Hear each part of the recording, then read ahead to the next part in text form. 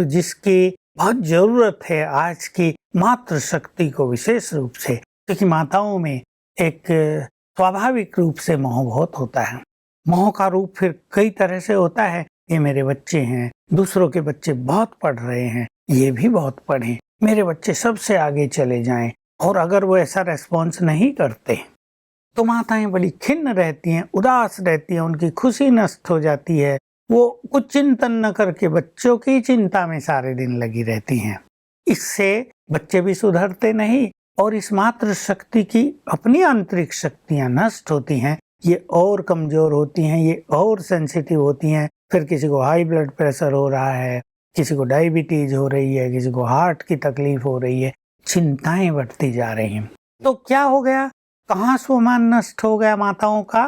क्यों सोच रही मैं माँ हूं ना इनकी, ये मेरे बच्चे हैं। हाय, जैसे सब माताओं को अपने बच्चों का ख्याल रखना, मुझे भी तो रखना है। ये विचार सुंदर हैं, लेकिन अगर वो सोच ले ये सब आत्माएं हैं, मेरे बच्चे नहीं, परमपिता के बच्चे हैं, उसने मुझे फूल दिए हैं, तुम इनकी पालना करो, तुम इनकी संभाल करो, इनकी चिंता मैं करूंगा, तुमको इनकी चिंता करने की जरूरत नहीं। ये अपना अपना भाग्य लेकर ही घर में आए हैं, तुम्हारे पास इन्होंने जन्म लिया है एक अच्छे भाग्य के साथ, ये संपत्ति खुद लेकर आए हैं। तो रोज माताएं अगर इस स्वमान में आ जाएं, मैं तो जगत माता हूँ और ये सब आत्माएं बाबा ने, शिव बाबा ने मुझे दिए हैं, तो उनकी अनेक समस्याएं नष्ट हो जाएंगी। देखो, छोटी सी प्रैक्टिस है और उनसे बच्चों को गुड वाइब्रेशंस जाएंगे, बच्चों में चेंज आएगी। चिंता करने से तो निगेटिव एनर्जी जाती है, बच्चे भी बिगड़ते हैं, खुद भी बिगड़ते हैं। जी, कई बार ऐसे फोन कॉल आते हैं कि भाई हम मेडिटेशन क्या घर में रहते हुए नहीं कर सकते। जब उन्हें ये कहा जाता है कि उसके गहरे अभ्यास के लिए आप जरूर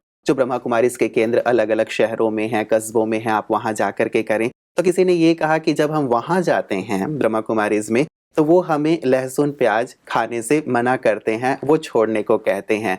तो वो तो हम बचपन से खाते आ रहे हैं, तो अब वो छोड़ना मुश्किल है। अब इसीलिए हम चाहते हैं कि घर में रह के मेडिटेशन कर लें, वहां जाएंगे तो यही हमें छोड़ना पड़ेगा। और दूसरी बात वो ये भी कहते हैं रहते हैं जी कि इसमें तो औषधीय गुण है, इसे छोड़ने से फिर क्या फायदा, इसे खाने से तो फायदा ही फायदा हो रहा है। तो इस विषय पे आप क्या कहेंगे? सारे संसार में लोग इसे खा रहे हैं और बीमारियां बढ़ती जा रही हैं। आजकल किसी भी चीज में औषधीय गुण नहीं रहे, क्योंकि मन की शक्ति नष्ट हो गई तो लहसुन प्याज में शक्ति कहाँ से आएगी? वास्तव में ये काम उत्तेजक हैं, ये वासनाओं को बढ़ावा देते हैं। इसलिए अब भगवान ने तो ये ज्ञान दिया है, वो स्वयं इस धरा पर आए हैं हमें पावन बनाने के लिए, इसलिए ये सब चीज छुड़ाई जाती है। और ये बुरी चीज है, लहसुन खाने वालों के मुंह से बदबू आती है, उन्हें खुशबू आती है, पड़ोसियों को बदबू आती है। कभी कभी ट्रेन में हमारे साथ कोई बैठ जाता है, बैठना मुश्किल हो जाता है उनके साथ, उन्हें कह भी नहीं सकते, कभी थोड़ा प्यार से बोल भी देते हैं, भाई आपसे हमें तकलीफ हो रही है, प्लीज जरा ये इलायची खा लो, हमें देनी पड़ती है छोटी इलायची भी उनके लिए। अब मैं एक अच्छी बात पर आ रहा हूँ जी, कि केवल इस ज्ञान का लक्ष्य ये नहीं कि घर में रह के कोई मेडिटेशन कर ले। सच तो ये कि घर में रहने वालों से मेडिटेशन होता भी नहीं, क्योंकि इसके लिए बहुत सारी धारणाओं की जरूरत है। मेडिटेशन एक ऐसी चीज नहीं जो मंत्र दे दिया और उसका जाप करते रहे।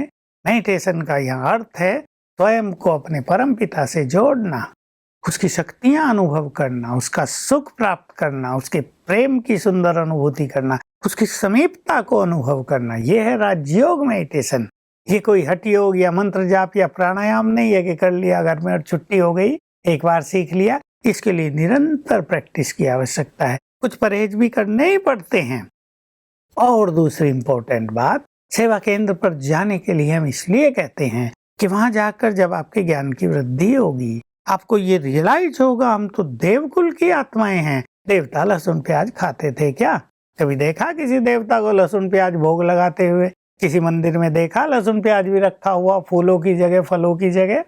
तो ये डर्टी चीजें हैं, तामसिक चीजें हैं, इनसे बचना ही पड़ेगा। भगवान इसको पसंद नहीं करता, भगवान को इनकी ये दुर्गंध पसंद नहीं है, इसलिए इसको छोड़ना है। और जो इम्पोर्टेंट बात मैं कहना चाहता हूँ, आप वहाँ बहनों के संपर्क में आएंगे, वो आपका पूरा रिकॉर्ड देखेंगे, आप कितने प्योरीफाई हो रहे हैं, आपने अपने क्रोध को कितना जीता है, आप खान पान की शुद्धि कितनी कर पा रहे हैं, और फिर वो कराएंगे आपका भगवान से मिलन।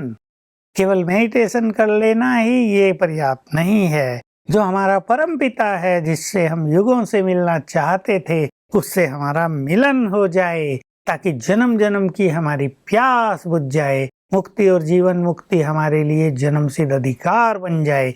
इसके लिए सेवा जी, केंद्रों जी, पर जी। जाना मतलब आवश्यक है। राजयोग का केवल ये ध्येय नहीं है जो आप हमेशा देते हैं कि भई हम अपनी समस्याओं से, जो छोटी-मोटी समस्याओं से हम ग्रस्त हैं, उससे मुक्त हो जाएँ। शायद अब तक लोगों का लक्ष्य यही होता है कि ये समस्या खत्म हो जाए, उसके लिए हम मेडिटेशन करें, लेकिन इसका एक बहुत ही बड़ा ध्येय आप बता रहे हैं कि केवल इतना नहीं, लेकिन परमात्मा से मिलन होना, अपने जीवन का दिव्यीकरण करना, ये भी एक महान ध्येय है। लेकिन भ्राता जी, जो लोग बचपन से खा रहे हैं ना, उनके लिए ये छोड़ना बड़ा कठिन हो जाता है और ये एक मन में एक बन सा गया है कि अब इसको कैसे छोड़ पाएँगे? वहाँ जाएँगे तो ये दुविधा की स्थिति रहेगी, छोड़ूँ, ना छोड़ूँ, इसीलिए घर में ही रहूँ। तो ये वाली जो एक कॉन्फ्लिक्ट वाली स्थिति है और फिर उसके बिना शायद भोजन में मज़ा भी नहीं आएगा, ऐसी भी शायद मान्यता हो। क्या उसके बिना भोजन को रसीला, स्वाददायक बनाया जा सकता है? हम तो ये चाहते हैं, और हमारा परमपिता भी ये चाहता है कि सभी मनुष्य आत्माएं, ये हमारे भाई बहन जो हमें सुन रहे हैं, वो बहुत पावरफुल बने।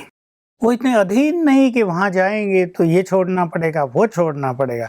भगवान को पाना है तो ये गंदी चीजें छोड़ देनी चाहिए। Purification of intellect, personality development, और हम ऐसे डिवाइन बन जाएं कि हम में लोग देवत्व देखकर अपने जीवन की धारा को बदल सके, ये लक्ष्य है। लहसुन प्याज वाली बात तो बहुत छोटी सी है। मुझे लगता है सभी इस विषय पे चिंतन अवश्य करेंगे कि कहाँ इतनी बड़ी प्राप्ति और कहाँ ये छोटी सी चीज़, और वैसे भी जीवन भर खाते आए हैं। क्यों ना 1 मास, 2 मास, 3 मास इसे छोड़ करके भी देखें कि उसके बिना कैसे जीवन आनंदित हो पाता है। आज की सुंदर चर्चा के लिए भ्राता जी, आपका बहुत-बहुत शुक्रिया।